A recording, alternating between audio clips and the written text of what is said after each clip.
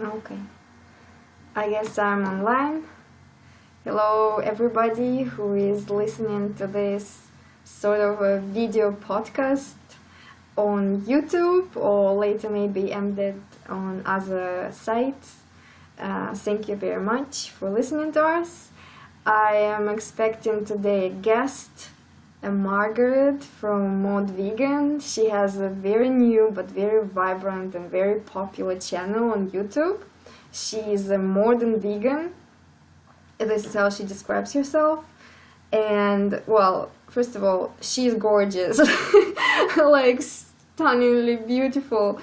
And also very smart and so articulate. Her English flows.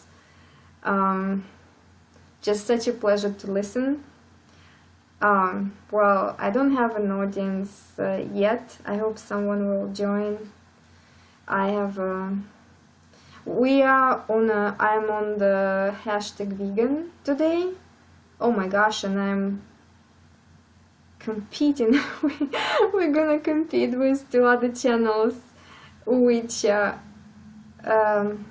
one I don't know, but another one is Isel Mazart. Okay. I don't think anyone gets curious just because of me, but I still have hope that a few people will join in 4 minutes. I'm just here to check that everything is going fine. Am I online? Yes, I'm live. Alright, I have prepared. Margaret gave me an interview. She answered 50 questions. Most of them are very difficult questions. Maybe half of them were ethical questions. And she gave me an interview and it was so awesome. She's just such a deep and, I don't know, smart and very, driven person. I was really enjoying reading her answers, and let me share in the chat the link.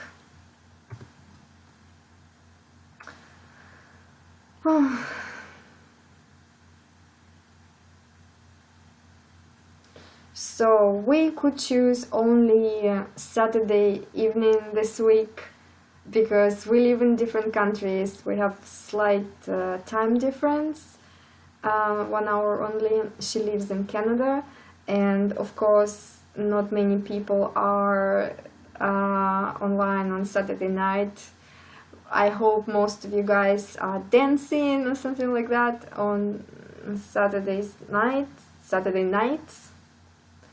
But I still hope we will have some people. Hello, we have a new viewer. Thank you for dropping by. I'm here waiting for Modern Vegan. Oh, here, Margaret. I see you. Let me. Hey, Malgorzata. Let me invite Margaret. Let me try to. Okay, I am guesting Margaret from Mod Vegan. Margaret! It's working! I can't hear you! Wait! I couldn't hear you first. Oh, yes! Now, I started. Good, because I couldn't hear you at the beginning either, so that's okay. I am hearing you now. Thank you so much for coming. I am so thrilled to talk with you. I'm so too. It's really nice to get to talk with you finally. Uh-huh. Thank you for reaching out to me, and yeah, this is really nice to finally get the chance to chat with you.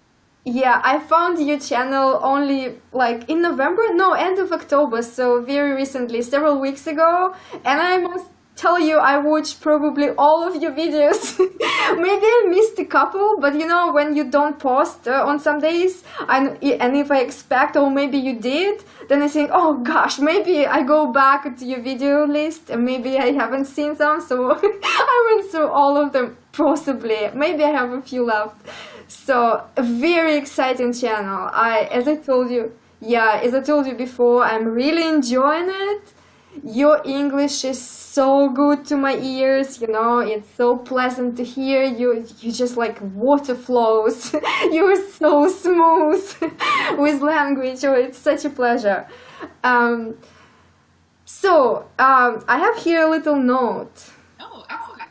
I chosen the topics. I decided not to not to compose the questions. So guys, this is like a sort of a follow-up video, right? We already know each other a little bit. Margaret answered 50 of my questions, and today I would just like to know Margaret a little bit more. So I decided to pick up some topics which we could, look into, and some of them are very important, but some of them are more like lightweight, not lightweight, but more general. So I would prefer to discuss, to begin with something like more pleasurable and easy.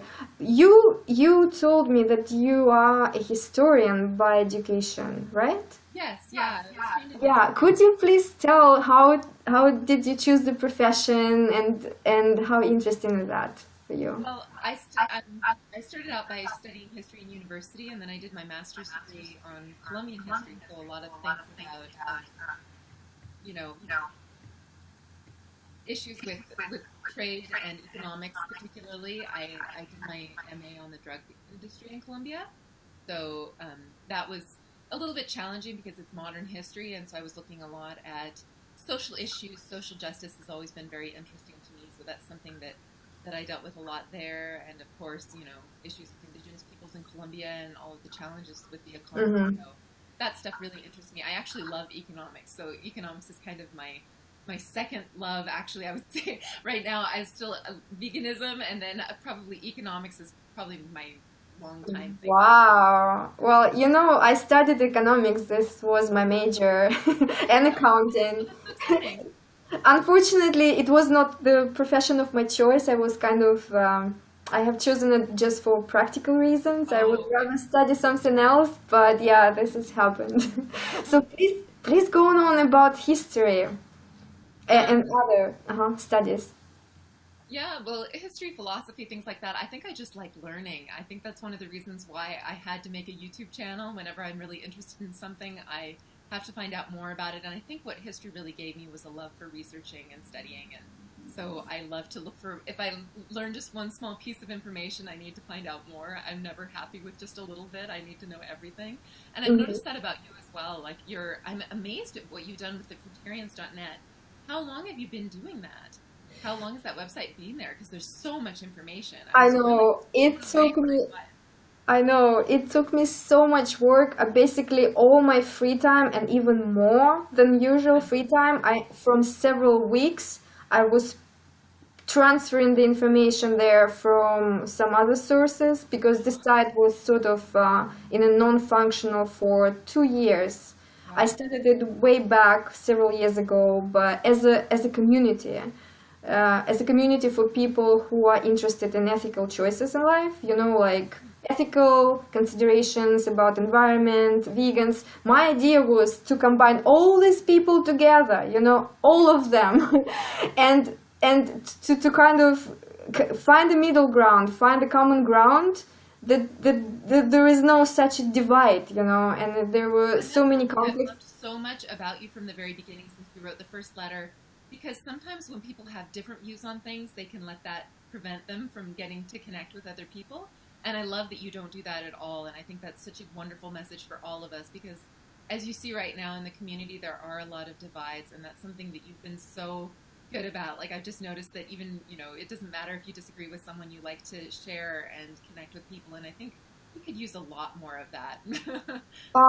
Margaret, you are a little bit of more fresh vegan than I am, I believe. You are just a few years only, right? Absolutely. Yeah. I'm very new. And I'm a little longer. And I've been active in vegan communities for quite a few years. And there were also always conflicts, and on any issue. And people were hating each other just choosing a little bit different foods.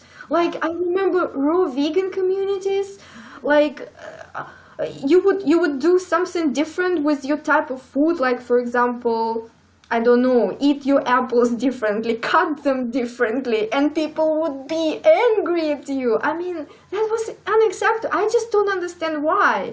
And also, this in that time, there were more hate towards non-vegans. So maybe you notice that for ethical vegans, they were very divided from other types of vegans and very proud of themselves. By the way, one of the last of your videos addresses exactly the subject. I don't remember the title right now, but you probably know. Like one of the 2 or 3 videos, right? Yeah, exactly. This was exactly on the point, and I really encourage everyone to go and watch the video. It was like a balsam on my soul, seriously, because it's so hard. It is so hard that last 2 years I was not watching video of vegans at all. I was just completely switched off. So I'm back. Could you could More people like you. Thank you. This is so kind of you. But why I like your channel so much? It's because you, first of all, you're a sane person, which is not quite. I'm sorry, this is such a dubious compliment, but this is important for me. Each time I see a normal person vegan, it's just like a big, big present, a gift to my life.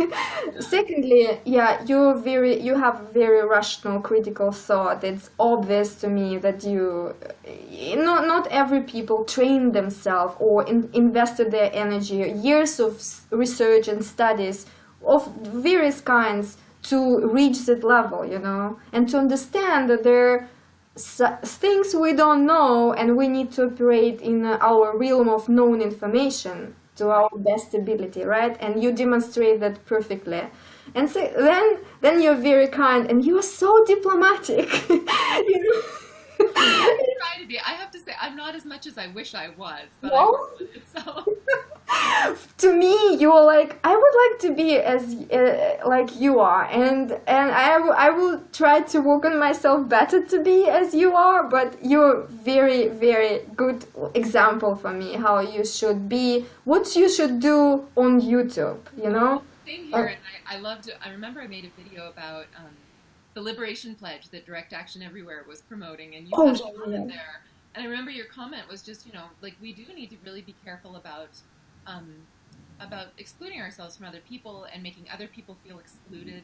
And it's one of those things when you meet people in the real life vegan community, you meet many more people who are kind and welcoming and open. And there's always going to be a few people that are more like the vegans you see on YouTube, but there tend to be a lot more friendly people I found in real life, which has been an interesting experience. Although I also spoke to, I had the great experience of having a friend from YouTube come and visit me here in Calgary. And it was really nice. Eva, she's from Germany, and her background was in raw veganism as well. I don't know if you know her at all from YouTube, but her experience was she started out in the raw vegan community too.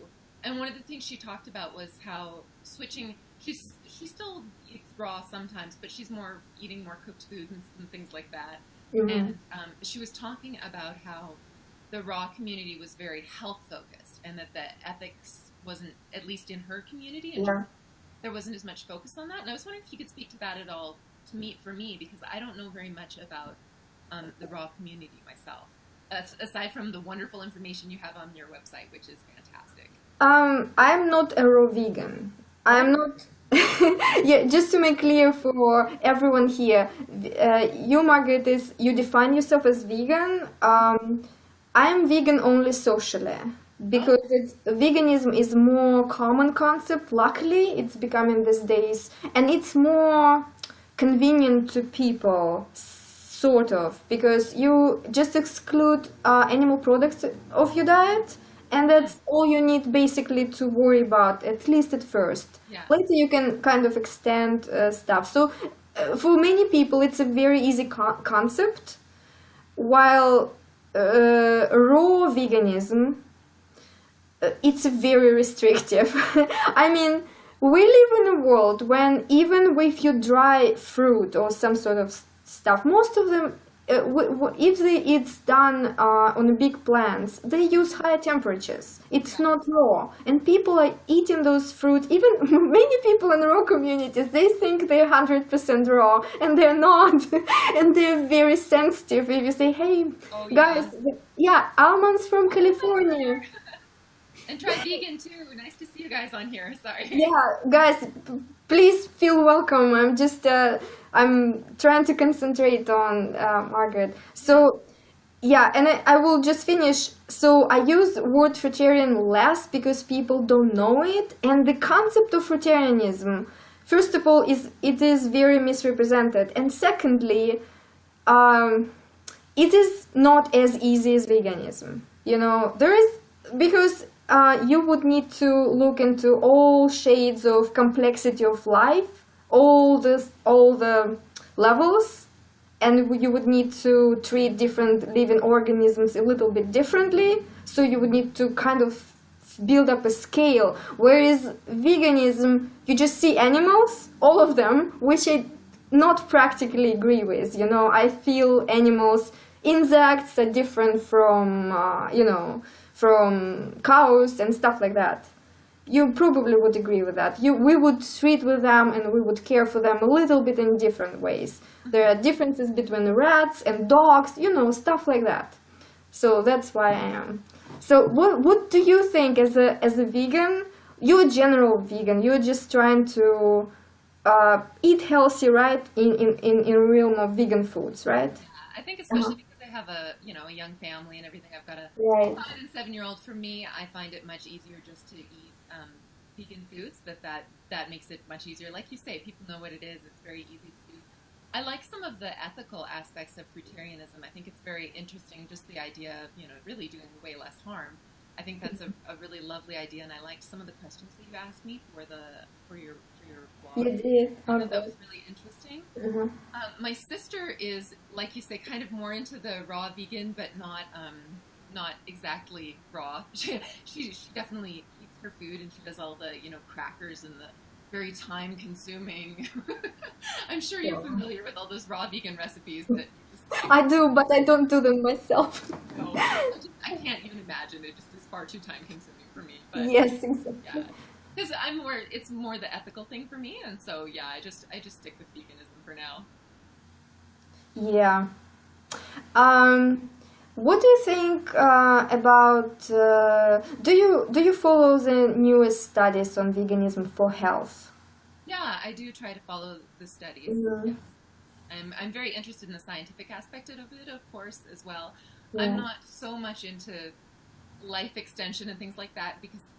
Frankly, I'm very fortunate to be quite healthy, and so I do my best to just not over obsess about things because I don't really need to. But of course, if I have health issues and things like that, I probably would be more careful about the things that I eat, things like oils and stuff like that. Right. Oh yeah, I don't know if I can turn up my mic input. If I sit closer, is that better? Yes, it's much better. Oh, okay, then I will do that. Thank you. And I just realized a lot of you guys probably couldn't find me on here because I usually use Mod Vegan, and for some reason it created Margaret Lozano today when I signed in. So. Oh really? So I showed up here. But anyway. I'm trying to put the links with your information a little bit. You can do maybe the same, but people can follow you. Oh, they can follow you right from here, right? Yeah. Yeah, they can follow me from here, but my regular YOUNOW account is Mod Vegan, so they can stay there, and that should be fine. By the way, there is another difficulty with raw veganism, and the expansion of it in our communities. Within our communities is a little bit worrying for me, and it started years ago because most of the people, like you mentioned right now, who are into raw veganism, they have health issues. They have a variety of them, and so their main focus, obviously, because we are creatures, we follow our survival, right? We need to be healthy, we want to be healthy. So they are almost there constantly, and there are different limitations that are coming with that. Also, the weight loss community, also huge, right? Yes. Yeah. and there are so many misleading messages about it. You know, right? Definitely, especially as you mentioned from the scientific perspective, I do find that some of the weight loss things troubling. And of course, you get an entirely different group of people. You get the people who are only into veganism because they want to lose weight. So, and Yeah. they may adapt to having ethical concerns later, but initially their interest is just losing weight. Yeah, I don't mind that. Would you mind that? I don't mind that. No, not at all. Yeah, But it does bring a kind of a different attitude towards everything. I think that's the yeah. more difficult issue because, obviously those people might do something that will offend an ethical vegan and they'll jump all over them because they see someone, using honey in a recipe or something. I So know. there's that kind of thing, I think, where it creates, schisms within the community just from differences, so. Right. Yeah. And well, it will be difficult for us to go from where we are now as a vegan people Mhm. and maybe find the way to respect each other, Yeah. regardless why we came here and what are our how committed we are, because ethical issues is a very personal thing. I Yes. don't think in the early stages of veganism or any other ethical idea, people should be pressured. Well, and I don't think, kind of what I was talking about in my video the other day, I'm not sure how much we should be pressuring people at all. Um, Yeah. a lot more of it needs to be focusing on yourself, I think, first, Mhm. right? Like focus on your diet and look at those things. And it's fine to tell people because I think sometimes people really do want that information, but you have to do it in a way that is as information to be friendly and helpful, not to attack someone because they're not being perfect.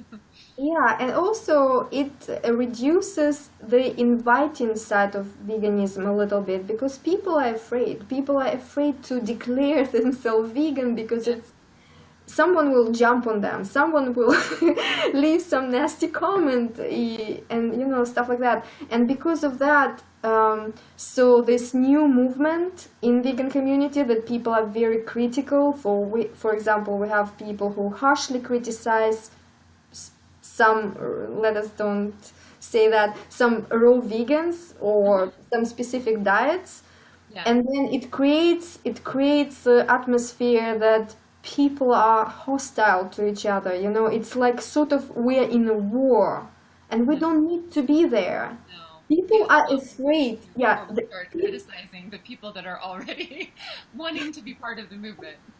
I was shocked. I was thinking maybe I will start, to make little videos to explaining some concepts. Or my most focus was on explaining people, reading studies and explaining people what they practically means. Because many people don't have time; they just want like excerpts or little summaries Yeah. of what they would like to know. And that I was thinking this would be a useful thing to provide on YouTube too, because it's missing there. So I'm still thinking about it. Oh, that's a But fantastic idea. yeah, in the same time, I started to listen to other. Started to when I found you because I was searching for new vegans and someone to communicate with, and I was so shocked and I was so scared. I was scared to make videos online. I'm still feel someone will dislike and just will attack me viciously and personally.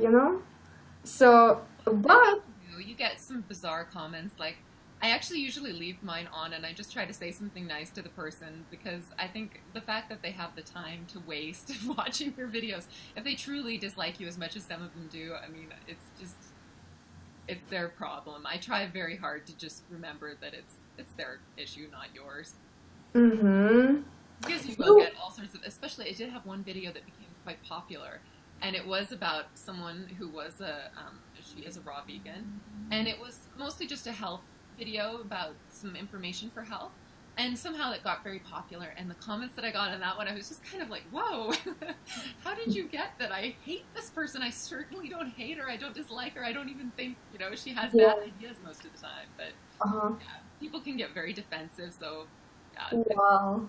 I don't know, am I able to deal with that?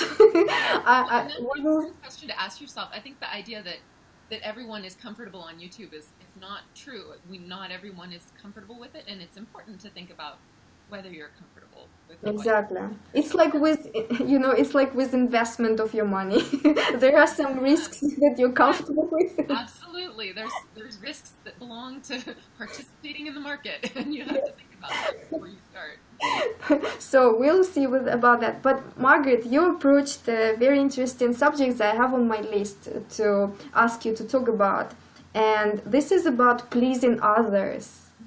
You told in your answer in one of the questions that you would like to get away from that, from focusing on pleasing others. Yeah? Could you please explain? And now I'm trying to remember exactly what I said that with regards to pleasing others in, like, just now, like about pleasing others. I think you said it was even making you sad till the level of being depressed. Like this constant effort to... I'm sorry. I need to... I remember. Yes. I say a lot of things, so it's hard to remember sometimes. Okay, so the base thing I would like to ask you, how important for you is pleasing others, and like versus vegans or non-vegans? Was it about like family and things like that, trying to please them, or just everybody? Because I need to check on that. I'm someone who does try to please people, and so I do think that that's a challenge for anybody who's vegan, because you want to please other vegans. You want to make, if you make videos, you want those videos to be enjoyed by people. And it is hard when you have friends and family that aren't vegan. You want them to be able to eat with you and things like that. Like it's hard, and I do think that's one thing I work on a lot, is trying not to. I think you even have a video about that, at least in one of the videos you were talking about it. That was very interesting. Maybe there is something you can give as an example, how to deal with a social situation where people you would love to please, you like them to be happy with you, but there is something that it touches your principles, and this, how to keep this balance. Here is your principles, or what you like to follow in life, your deepest convictions, and here is this person who you love and you like to please, or your friends or family. Do you have any examples? I think part of it is learning to respect yourself, kind of like what I was saying about not trying to please other people so much, like not trying to keep everyone happy. My daughter has an allergy, and so she can't eat a lot of things, and it's very hard for her, because just like me, she's someone who wants everyone to be happy. She wants to participate. She wants to be able to eat what everyone else is eating, but she also knows that that's part of her safety, is that she can't eat those things. And for me, I do get very ill almost instantly if I eat dairy. I never knew this until I was vegan, but I'd even been hospitalized a few times for abdominal pain, and I thought it was something normal. I had these pains every single night, and yeah, so I've had to learn, like, definitely, speaking of health, that was something that was quite a discovery for me, was that, this made a big difference, and I have to be very careful about it, because if I'm not careful, I could get really, really sick. So it's just trying to respect yourself enough to not be willing to be physically ill or to compromise your beliefs just to make people happy, which I think all of us do on a daily basis. But sometimes when you have an ethical belief like veganism, or if you have a food allergy, it forces you to be more honest than you might be otherwise. And I think it's a way to grow as a person. Try not to feel like you're hurting other people's feelings. Feel like you're making yourself a better person. It is hard though. It is one of those things where I just try to do my best to get along and find something that I can eat, or be happy with something else, or eat before I go, those kind of things. Yeah, that's important. I always, it's a little bit stressful for me to go to a restaurant, because, you need to worry that you don't upset people if your order came a little bit different that you had ordered, There is always, so I developed all sorts of tricks and procedures how I approach this subject. We might talk about that a little later. It's not that interesting. I would like to know, especially from someone who's more experienced than I am. It's not that I'm more experienced, it's just I live this for so many years in different countries, and I must say, going to a restaurant, like a regular restaurants, different restaurants all the time, it's tiring. Yeah, and unfortunately, fortunately or not, not. In our culture, like not our, but Western cultures, this is a place where people meet, where most of the interaction happens with your colleague, with your friends, everything. Everything is happening in the restaurant. Yeah. Look, you were homeschooled partially, right? Yes, I was. How fun was it? I loved it because, like I said, I was someone who loves learning, and so for me, I just studied all day long, basically. My parents could drop me off at the library, and I'd spend all day because I'm really weird and I like that kind of stuff. So, yeah, I loved it. I was just in heaven. So I did it until I was in high school, and I actually skipped a grade in high school, so I ended up going in a year ahead of where I was supposed to be, but it was fine. I did really well when I went to high school. I enjoyed that too, so... Yeah, it was all a great experience, but I have to say being homeschooled was, and I don't homeschool my kids because I don't think I could handle it.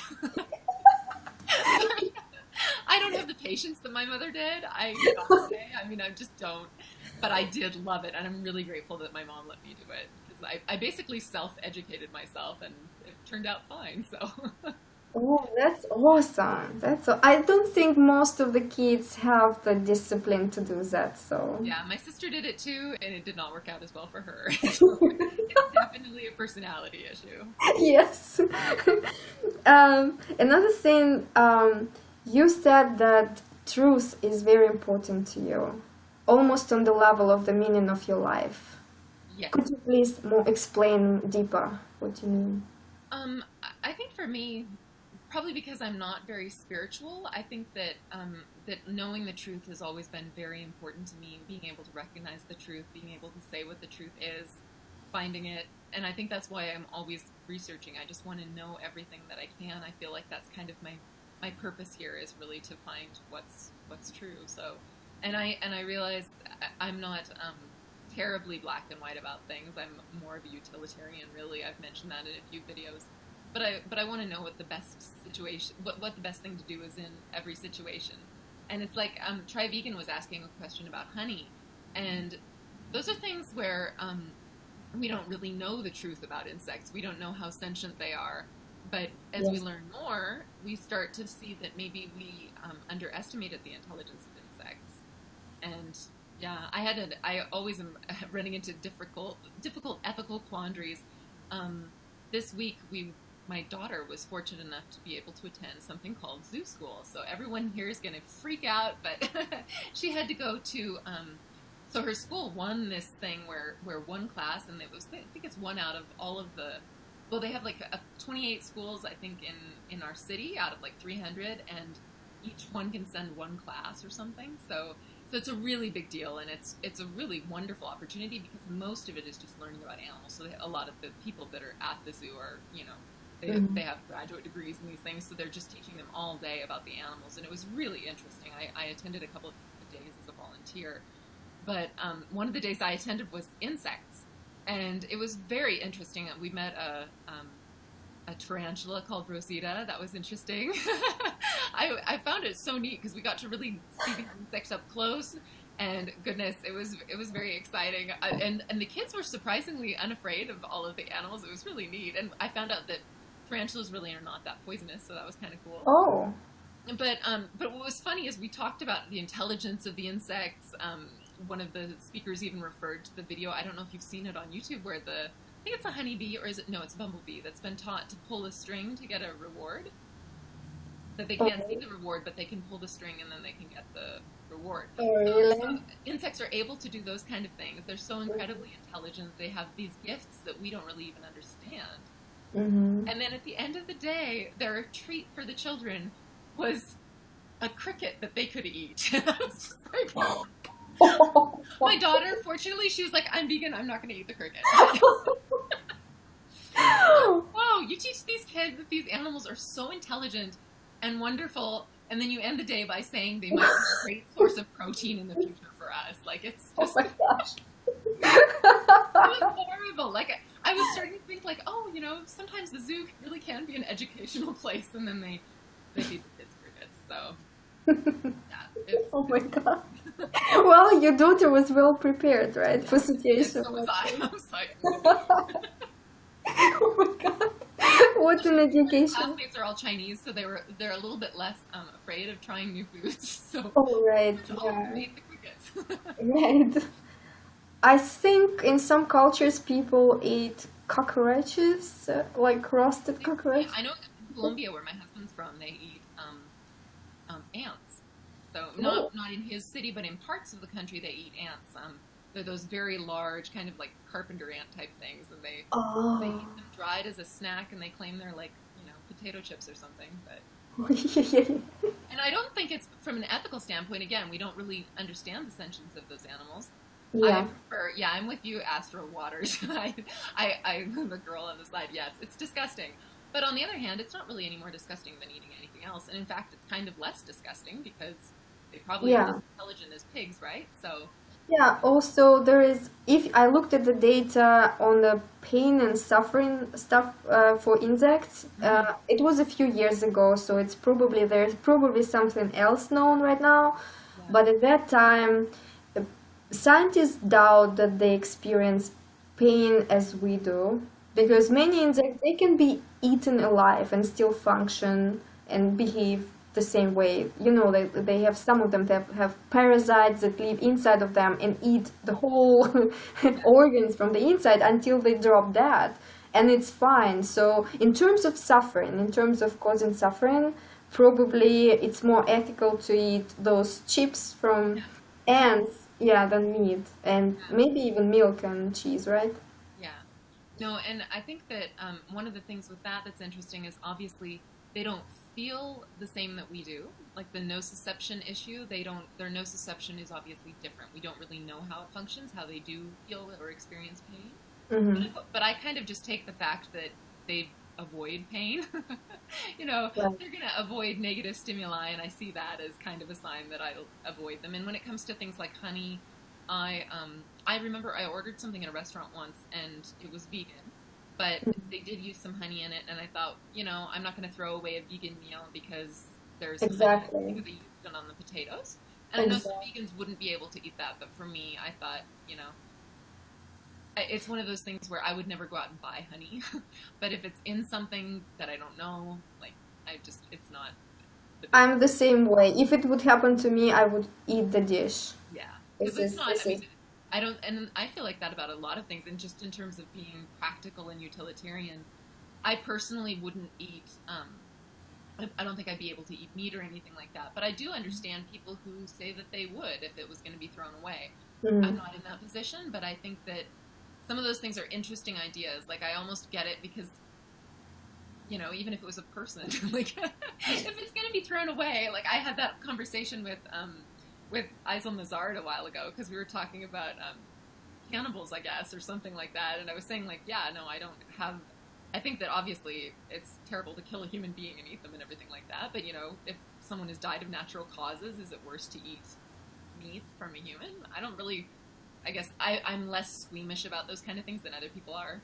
Like I obviously don't think it's a great idea, but I don't think we think about things from a very practical standpoint most of the time. I think we do tend to go with the bugs are gross kind of attitude rather than really thinking about the ethics of things.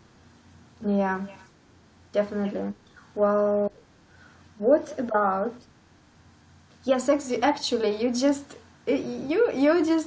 talking about what I wanted you to ask you about ethical position, practical but instinctive. This is what your summary was, right? Yeah. And what exactly do you mean by instinctive? The dog in the lifeboat scenario that vegans talk about all the time, where Yeah. that kind of thing. Even though I know Gary Francione has pretty much said it's just a coin toss, dog or boy, it doesn't really matter. And Mhm. I understand his Definitely. arguments for that, but I would still say that that you need to think. I don't think that we have this tribal sense without some reason, and sometimes it leads to negative things, but some of it's positive. And I think the instinct to want to protect, your offspring, the instinct to want to protect other members of your species, is a Yeah. natural thing. And when you're forced, obviously, a decision between an animal and a person, you're going to feel more affinity towards that person. And I think that's the instinctual part. And we don't. There's lots of explanations for that from an evolutionary standpoint. But I think it's also just there's a lot of reasons that we have that feeling, I think, and it has some practical benefit. So I would still I would still save the child. So Me too. And also, I really dislike those ethical dilemmas because they're so artificial. You know, in reality, you have so many more options. There's so many more things. You would consider the age of the person, right? You would consider their health state. Maybe they're gonna die in 5 minutes because they're injured. You know, and there's a perfectly healthy dog there. Stuff like that. Or maybe this person loves this dog because this dog saves his life and asks you, begs you, yeah, to say that. There are so many other things there. Or maybe you need to concentrate your energy to find a way to save both of them, yeah. and not to be stuck there making a decision, stuff like that, like And it's also, practical. I think the fact that vegans are kind of so hung up on some of these, well, and it's not just vegans, it's society as a whole, loves to use these kind of gotcha questions with vegans. Vegans use them themselves, and that's a big point of how we differentiate ourselves from other vegans. And I think it may be just part of the fact that we're in a very early part of a movement that is quite new, at least veganism has existed for a long time, but it's just starting to take off, and I think that's why we have all these schisms and these ethical questions that we get ourselves painted into little boxes over. And and I really do think, like, if you look at the early church, for example, you notice that as well. Just, think about all the violence that existed back then with people who just kind of discovered this religion and they were all fighting over it for absolutely no real reason.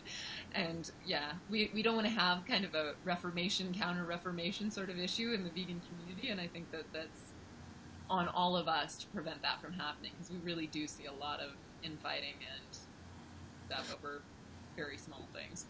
You know what I think one of the reasons were why veganism is now getting more popular? One of the, what was in the beginning of some tendencies, it's if you look, if I remember myself several years ago, maybe 7, 8 years ago, I didn't know I will be able to live my normal lifespan. The studies were just not there. People thought to being vegan, you just go down with your health and with your life expectation. Only 6 years ago, there was one study published that vegans live, even vegans who at that time probably they were ethical vegans, not paying too much attention to the quality of their nutrition, they live the same span as normal people, like regular omnivores, and the vegetarians live even longer, like statistically speaking. And that was very important. And later on, the new studies came in, who studied large populations, and that was very significant. So we now can allow ourselves, without that fear of survive, to be vegan. Yeah, I remember one of the first books that I ever read about veganism. I think I must have been about 12 or something, but it was about vegetarianism. It was Laurel's Kitchen. It was kind of like this hippie book from the from the 70s that my mom had, and it was a cookbook that was mostly about philosophy, vegetarian philosophy, and things like that. And it one of the things that they talked about was, in addition to protein combining and other things they were worried about back then, they also thought that veganism wasn't safe certainly for pregnant women, for children. And these were people who didn't want to harm animals, but they kind of felt it was necessary. And I think that's why vegetarianism is more of the rule in traditional vegetarian societies, like in India and things like that. And I think it's just people kind of thought it was necessary. I think that's part of it. Yeah. And yeah, sure. There's actually a really good podcast called The Vegan Option, and they haven't been as consistent in uploading episodes as they should be, but it's on iTunes, and they have a wonderful history of veganism going back to Jainism and Buddhism, and discussing the differences between the sects and why veganism took off for a while and then was kind of squelched, especially in India. And I thought it was very interesting because there was a time when veganism probably could have taken off everywhere, but it was very much closed down because it was something that anyone could access. I thought it was a very interesting economic argument for why veganism failed. And it was that when the poor people could be spiritual and do good things without needing money, because meat has always been more expensive, milk and cheese has always been more expensive than plant-based foods. Mm-hmm. And I just thought it was very interesting, that discussion, that one of the reasons why, Brahmins and people like that still continued to eat animal products was because it gave them a way of distinguishing themselves from the poor. And it was too easy for poor, and even today within the Jain community, you notice that it's a much more, like they accept people that are considered untouchable and things like that. In India, they're much more accepting of everyone. And that's one of the reasons they've been persecuted over history, is because anyone could be a Jain, and you could be just as spiritual a Jain if you were poor as if you were rich, right? So, and I think that we see that within society today too. Meat is still considered so important. It's like, why would you give up that, grass-fed, especially today with all the grass-fed organic, I know, it's like a status symbol, right? My steak, so it's that much better, Yeah, I noticed that. I'm kind of curious about that with people who eat more fruits and vegetables, because it is so expensive compared to a starch-based diet. What do you think about that? Because I have noticed, like, I look at how much money my sister spends on raw organic fruits and vegetables, and it is way more expensive than, because my family eats more starch-based. And I know, it's my constant struggle. I'm trying to share that a little bit. That's why I started vlogging, to show people how to survive like person like that, and how the decision-making process in everyday situations. For example, if I go shopping and I see the price, and these are these apples and how they packed, what a nutritious value, what would I choose over, constant decision making. And some stores here, for example, like Whole Foods, partially Trader Joe's, maybe you heard of this, I think Trader Joe is Californian, but it doesn't matter if this is just recent. My sister lives in the States, and so she shops at Trader Joe's and Whole Foods. Yeah, so most of my vegan people who I know around here, they love Trader Joe's. For me, I cannot afford, I don't allow myself to buy fruits there. I go to different places. It is so expensive. Like, each apple costs like maybe $1 or more. It's just unacceptable. I go to places where I can buy fruit in bags. So, for example, recently I bought like 10-pound bags of oranges for $3. Yeah. And so you're not eating exclusively organic either, right? Okay, yeah, because that's crazy. I'm so glad. And I was noticing some other people were saying the same thing. Like, I love what I think Dr. McDougall says, if you have a choice between eating all organic fruit and vegetables and eating one more serving of fruits and vegetables, go with the regular if that lets you eat more. Of course, no even question. I was trying to, and I'm gonna try harder to spread these ideas. For example, I think, who was it? This Dirty Dozen, and people are yes. Oh my gosh, it infuriates me. I'm seriously infuriated. I know a lot of meat eaters who are terribly concerned about hormones in their strawberries or something if it's GMO, and I'm just like, oh my god, you eat fish, so why do you even care? Exactly. So much is also on our side apparently with the non-organic stuff. But it's not just. I understand, if you have tons of money and you can eat that way, go for it. But if you don't, stop. I think it's one of the worst things. Vegan Sisters saying the same thing. Especially if you live in a community that's kind of like a food desert. Oh my god, telling people that all they can eat is organic is like telling them to starve to death. It's crazy. Yes. I mean, yeah. I've seen those. I traveled quite a bit in the United States by now, and I've seen those deserts. I cannot buy any food there. Exactly. It's even hard to find regular apples, oranges, and bananas. Yeah. Yeah, or if you travel, in airports and stuff, what you gonna eat? Well, no. It's very disrespectful to people. Also, it is very disrespectful because, I was one of the early critics of Freely and Durian Rider Hmm. In my article, which way they threw me out of their community, I pointed out one of my big reasons were I called their diet elite diet because they do not consider that most of the people, even in the United States, a very affluent society, Yeah. they don't spend more than $200. Or they're, for example, single mothers, Hmm. like people who have children. Imagine you need to, yeah, you one parent goes to work, maybe another parent stays with children because they need their mom or at least one parent to be with them. It's much better for their development.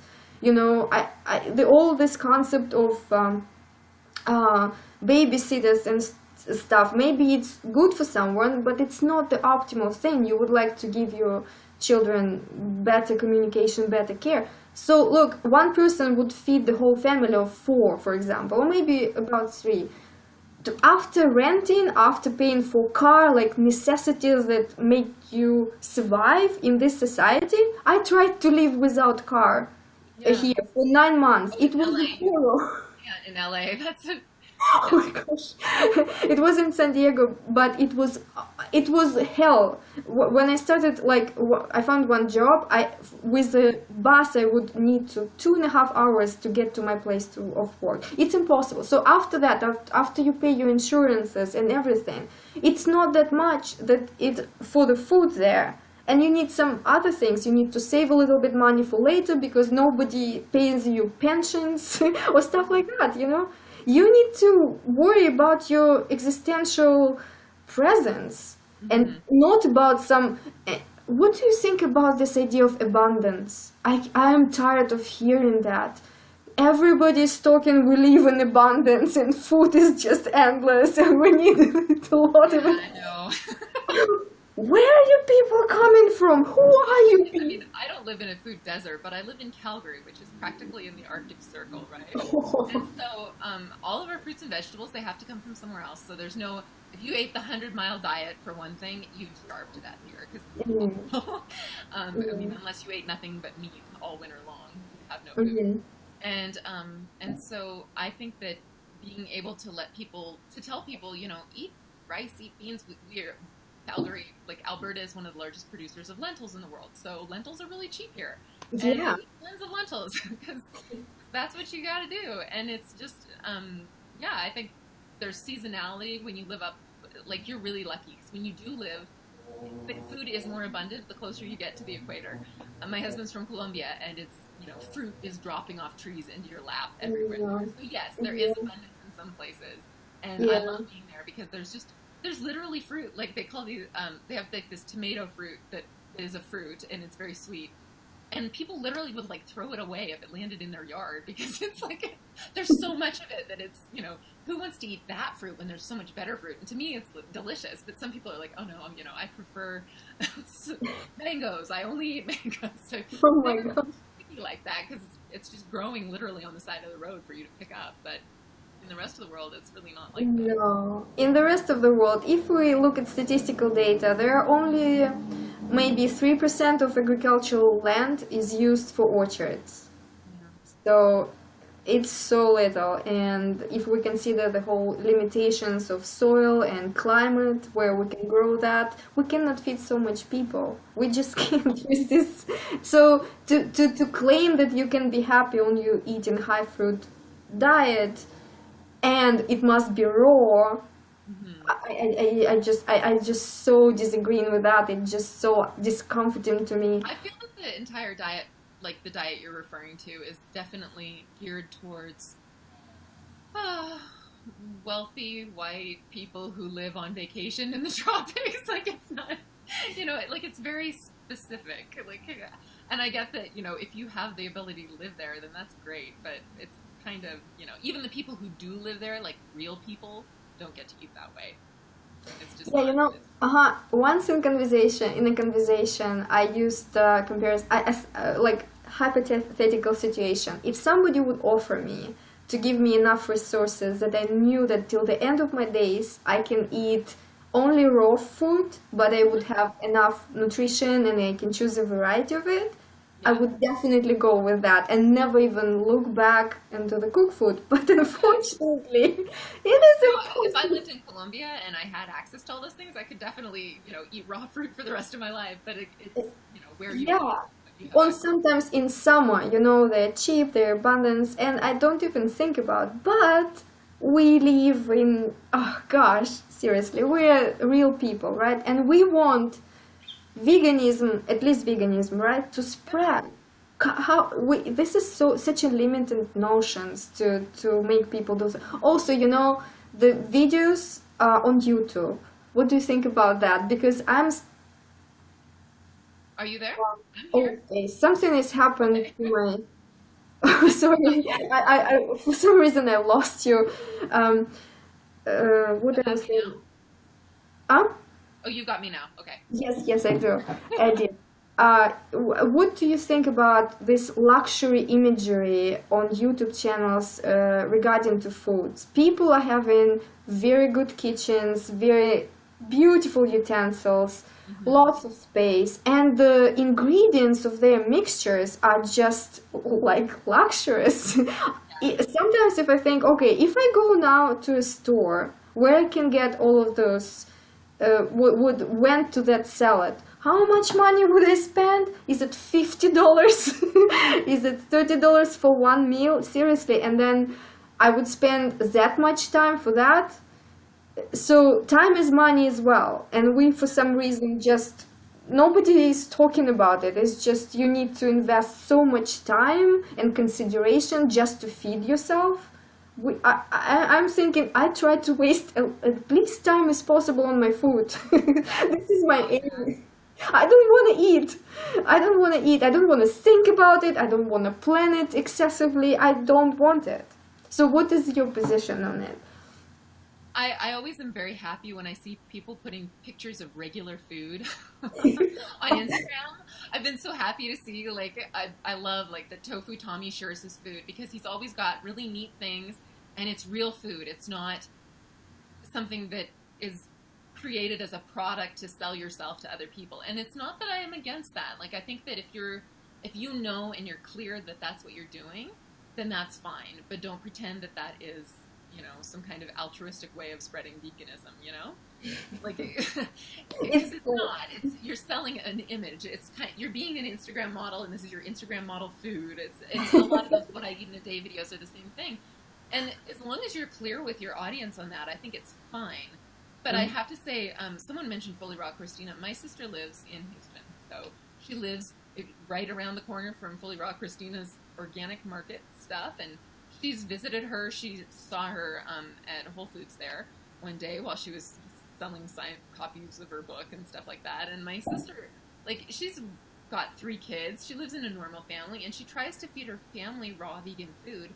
And you've got Raw Christina there telling you that you can afford to eat that way no matter what, and it's ridiculous. I mean, you've seen the kind of food she makes. Like, it's beautiful, but I'm sorry, no, not everyone can afford that. That's just not realistic. It's completely crazy. Like, I mean, I think she's a lovely girl and all, but sorry, nobody can eat that way. I mean, it's very difficult. I mean, unless you're a celebrity to afford food like that, because it's not doable for most of us. And Yeah, I'm not our very bodies don't have the familiar. money to do that. Like, it's nuts. I'm not that familiar with her channel, but a couple of weeks ago, I checked on it, and one of her videos, recent ones, were 3 receipts, all raw vegan, beautiful, very tasty. I would eat them right there, but sorry, it is so expensive. I know, and she lives in a place where she's fortunate that in Texas, raw food, like fruits and stuff, are far more affordable, and it still is very expensive. So yeah, Yeah, and let me and share. it's the Yeah. same thing you see with the raw till 4 thing. The idea that oh, you can spend your money, and I've heard people literally say this: spend your money on fruit instead of healthcare. And I have a problem with that, just from a scientific perspective. That's completely ridiculous. You never know what kind of illness you're going to get. Like, that's not realistic, and it's also I find it. I don't think those people. I don't think they mean it, but they don't have the kind of life experience that would teach them how ridiculous that is. So Well, that's well, my honest opinion on that. Like, right. And what about accidents? We can get in yeah, an exactly. You accident. know, you could saw your leg off at work. If you work in a real job, you might hurt yourself doing machinery work or something like that and need to go to the Mhm. hospital. It's just not, yeah. Yes, Yeah, vegans so do get sick, one as of, people have pointed out there. Yes, vegans do get sick, and the idea, and I mean, Jurian Ryder was very famous for this, just saying, like, spend your money on fruit instead of healthcare. And yeah, no, I that's didn't hear that before. Oh my that's gosh. not a life plan for most of us. Oh, you know what I noticed about my thoughts on visuals of that? I am, um, I know I won't be eating that soon, and it's Hmm. in me it produces some sort of opposite reaction. It's not like I would try to do that. It's like, you know what? Go to hell. I will try to do something realistic what I can do because Hmm. I want to live my life. And if you pushing that on me, I'm not gonna watch you. And some people, if they are not vegan, but because I am vegan, I cannot do anything about that anymore. Yeah.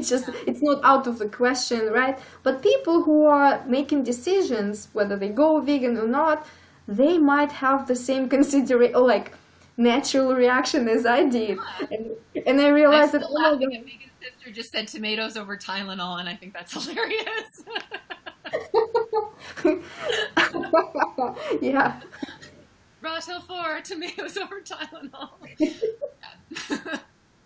Oh my Oh god, my I'm sure God. that no one, I'm sure that those serious Rot Hill 4 people would never even touch Tylenol, so. Yeah. But you're Um, right. Like I think there is a point. I'm not against those things because I do think probably a lot of people did come to veganism by finding Freely the Banana Girl. I think it works for some people, but I think that we all need to work on creating a more positive environment and. No, there's not one diet. There's not one way of eating. We can all appreciate each other, regardless of how we may eat. And this should be about spreading compassion and being kind to one another. I mean, how can you say you have a compassionate diet if you treat other people so badly? Like, we can all have compassion for each other, even if we do disagree with each other. the upsetting thing for me, maybe you would understand me a little bit. Back few years ago, when I was going to like trying to meet vegan people and going to a party, I remember distinctly one of the parties was Thanksgiving, like a recent one, vegan Thanksgiving. What could be nicer, right? So, and I brought like big bunch of grapes, and I thought it's nice party food. People ate it in a matter of like several minutes, and then and they and the rest of the food, I was looking around. No one brought anything that I Oh would no! ever consider eating because it was so unhealthy. It was either refined sugar with fat, like very highly processed bread, some sort of fatty cake, some sort of drinks were awful. I mean, vegans at that time, and vegans look, most of them look very unhealthy. It was almost scary. So at that time, I was trying to introduce vegans, trying to, hey guys, you're animals as well. People were hating me for that too, but it doesn't matter because many people are religious, so they don't consider themselves being animals, and this is an offensive thing as far as I understand. But you know what I mean. You need to care about yourself too a little bit. It's good to be conscious about your food, and it's good to know the basics Yeah. of your what is good in between the foods you can choose. Yes. But now it went out of the way. I don't know what is going on in the vegan community right now. I'm so lost, actually. Seriously. But I mean, I don't. I have to say, I do eat refined sugar and fat and things like that. Me too, But but not constantly. oh Yeah. no. But I am very happy. I have to say, here at the vegan potlucks that we have, there's always quite a few people bringing very healthy things as well. So it's been very Yeah. nice. Like I notice Nice. most people do. I will admit, I'm bake, so I'm always the person with the cake. So, but it does get eaten. So they do eat it all. So I don't know if that's good or bad, but they do always eat it. So, but I am happy to see that there's a lot of in my city at least, there seems to be a big representation of different kinds of veganism, and most people seem to be able to get along with each other and stuff. In real life, I find that more. Awesome. That's so good. I live now in the area where not so many vegans. Oh, really? Yeah. I live in a very conservative Orange County. Oh, okay, yeah. And the LA, the most people of my sort of thinking, they're concentrated in LA, and they meet normally to the north to the LA, those areas like Pasadena, like Santa Monica, and I'm here to the south of LA, and it's too far for drive in this traffic. You can imagine, right? It's just like would take hours. I would like to ask you about something else. I would really like you to talk more a little bit about treating children and animals as a property. You put it in one sentence. It is not that I'm kind of dwelling on it, how did you put it. I just want you to kind of approach the subject and talk a little bit about it. I do think that children's rights and animal rights are two things that we don't think about as much as we should as a society. I mean, we definitely treat animals obviously as if they were non-beings, but I feel like children get a lot of the same treatment as well. There's very little, and I know people are going to say that that children are spoiled and everything like that, and that's not what I'm talking about. I mean, we spoil pets too, but does that mean that they get to live lives where they can be self-actualized and things like that? And I think for most children, they do grow up. I mean, just in my experience of seeing people, and it could be too that I live in the inner city, so I do see things from a little bit of a different perspective, but there are a lot of kids that are neglected by society, that are neglected by their parents, that really don't receive the kind of care and attention that they need. And I feel like people just expect their owners kind of to take care of them, and there's very little concern for them as individuals. And so it's something that I do think that our society really needs to think about. It's a big issue. I think that that we need to have more respect for children's minds. There was actually an article in the newspaper here in Canada the other day saying that it can harm children's psyches actually to be lied to about Santa Claus. And I know that's a little bit, it sounds really extreme, but it's true. You have someone that you respect, that you look up to, telling you a total ridiculous lie that you're supposed to believe about a stranger, a fat stranger in red that's going to climb down your chimney. Like, it's, and I get that it's kind of trivial, but on the other hand, I think it's just a sample of the way that we treat kids, just kind of like they're toys that we get to treat however we want. And it's funny, I was talking with my daughter today, and she was talking about, because we don't have pets, and she was saying that she wanted a cat. And it's like, oh, you want a cat? And she's like, yeah, I want to, have it and dress it up and all this stuff. And I was like, the cat wants that? I don't know. But we don't have a baby, so, because it's just her and her sister, and we're not having any more kids. Oh. And, we don't have a baby to dress up and stuff like that, so I want a cat. And I'm like, we didn't have you. Can you imagine if your mommy and poppy dressed you up and treated you like a toy and left you when we were on vacation and things like that? But it's true. I mean, like, regardless of your economic bracket, I think there's a lot of kids who are kind of treated like pets today. And if they're neglected, if their families are poor and can't care for them properly, sometimes they're going to be left at home like latchkey kids that have to stay at home when they get off of school, while their parents work a double shift. And I understand that that's sometimes, something that people have to do, although they shouldn't have to do it.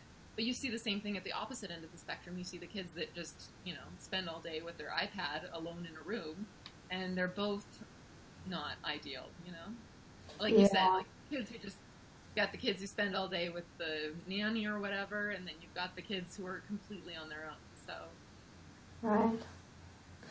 Margaret, maybe we could bridge from this topic to a little bit another one, and then I will maybe explain you what kind of thoughts I have on the background of this. Yeah. Oh, I was also just sorry. Go on. Vegan sister was talking about being a latchkey kid, and I mean, I kind of was too. And for my parents, it was necessary, so I don't my father was really ill when I was young, and so and I was homeschooled, so I basically took care of my sister from the time I was like 11 until I left home. So um, I understand that it's not always a choice, and like it's something that some people just have to do. And I don't mean to be, looking down on anyone because of that. It's just that I feel like we can do better as a society. That's all.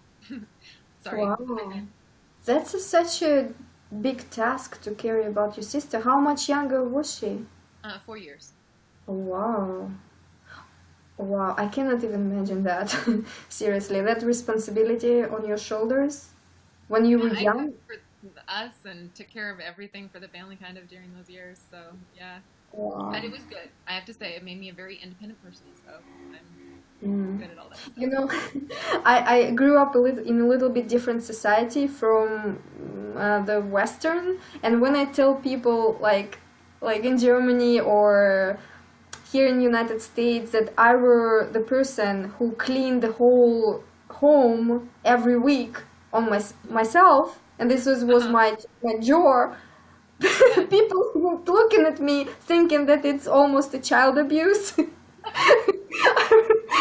I was like, those are the good things. That's like teaching your children independence and things like that, so that they can clean the house.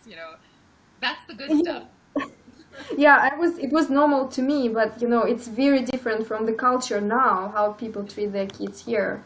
I remember it was 2 days ago, I was helping my friend to buy a shoe polish, and I was just giving some advice, I don't remember, on a brush or something, and he asked me, what do you know about shoe polish? And I said, well, it was my duty actually. I polish shoes for my whole family every week. And he was looking at me. And I started asking myself, I never thought about it. It was just a fact of my life. And then I look back, okay, was it an abuse? Was it? No, it just was. For us, it was every Sunday, a Saturday night before church the next morning, we polished all the shoes. Yeah? Yeah. Really? Well, you see, so it's not that crazy, right? So I don't know, my family was kind of crazy, but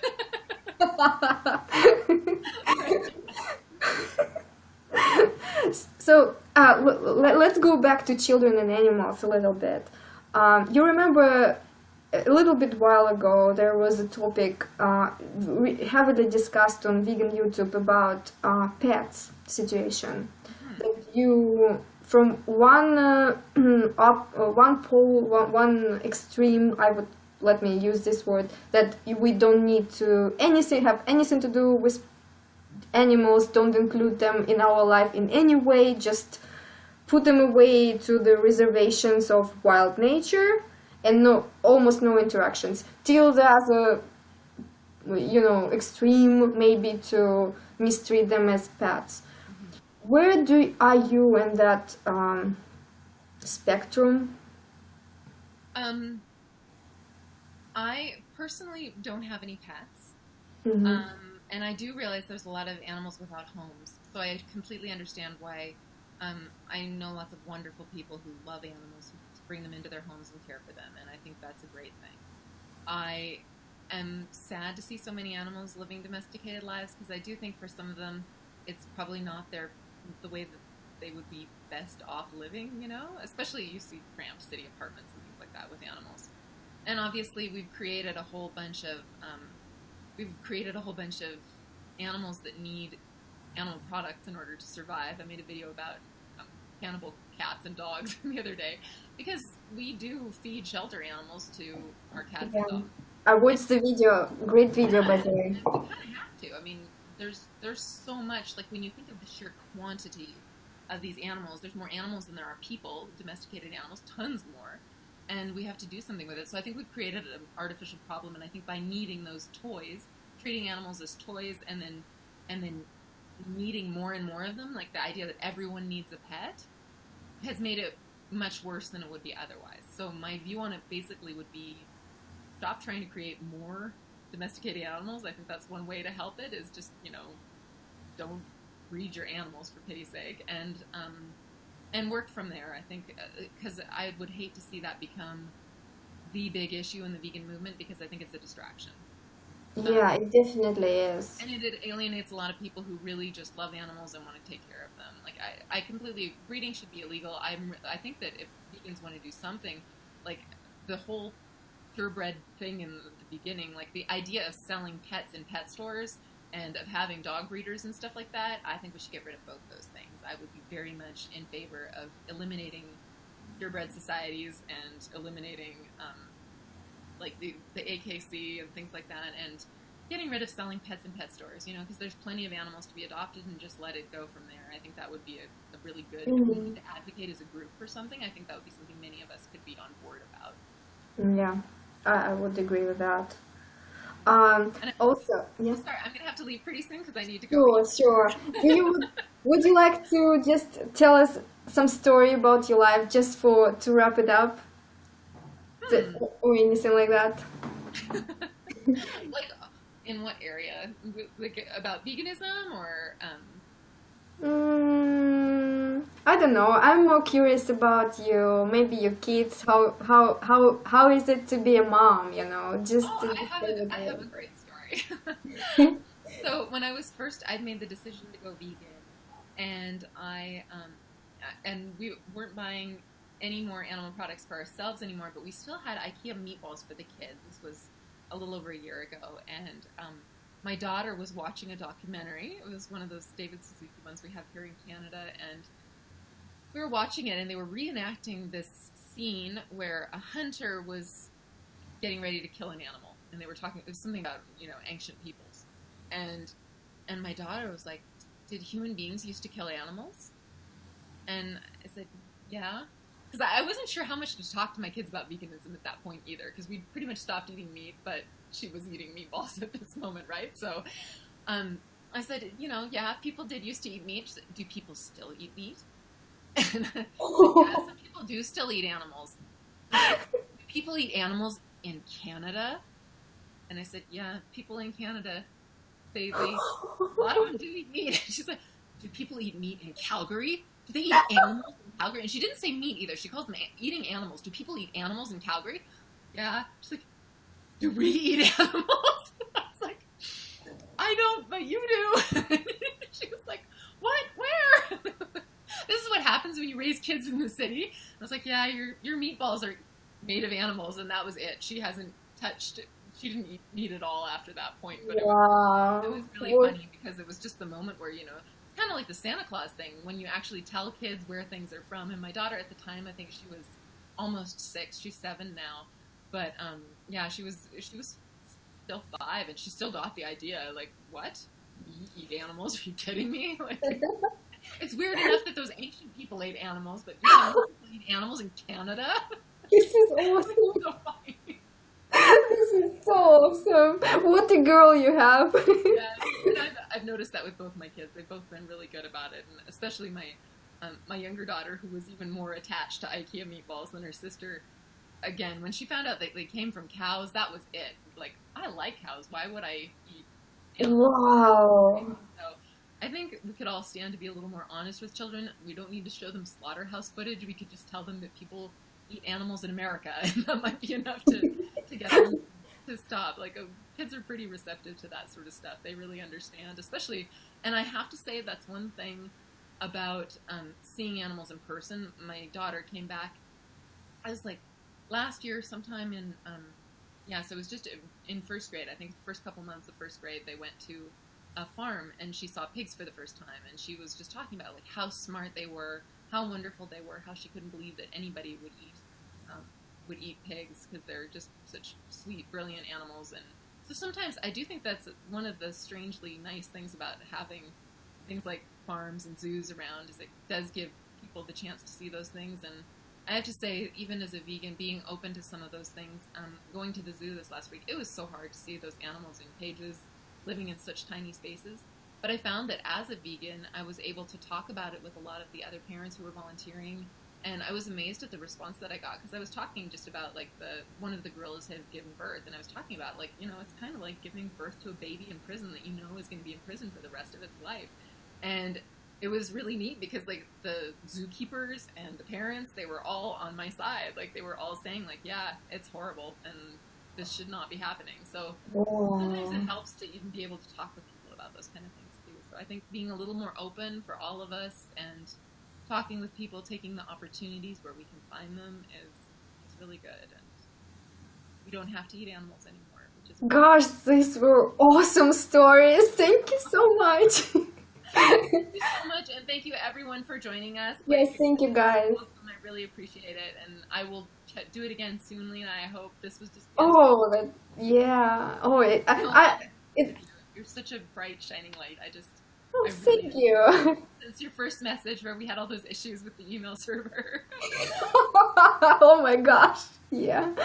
Well, it was have a lovely evening, and thank you so much. So I'm gonna take care. Bye. Bye.